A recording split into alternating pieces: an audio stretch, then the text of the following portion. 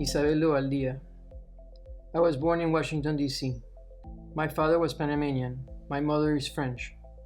I have lived in Panama most of my life. I studied at RISD, graphic design and film. When I came back to Panama in my early 20s, I started oil painting. I was doing a lot of color layering and working with transparency.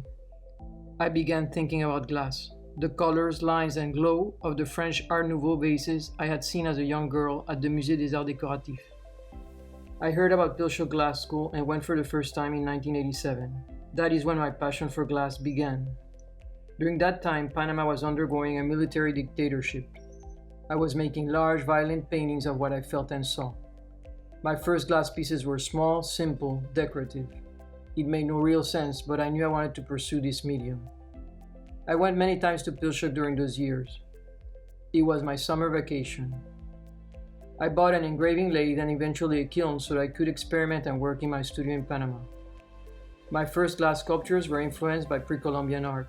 In 1997, I had my first exhibition in New York City with Marianne Martin Fine Art. This was the beginning of a long and fruitful relationship. In 2006, I received a fellowship from Creative Glass Center of America.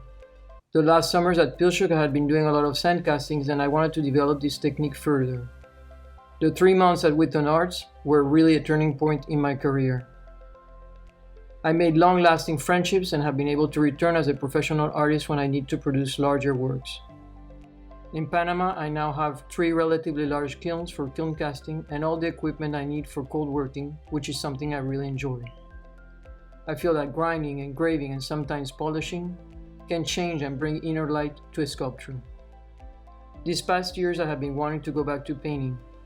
I started with the basics of plein air, a way to exercise the hand-eye coordination. I find that painting is really hard.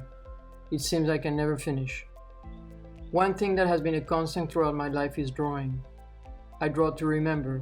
I draw to sketch out an idea. I draw to quench my anxiety.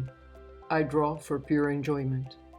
This year of 2020 has been one of a lot of drawing. Thank you.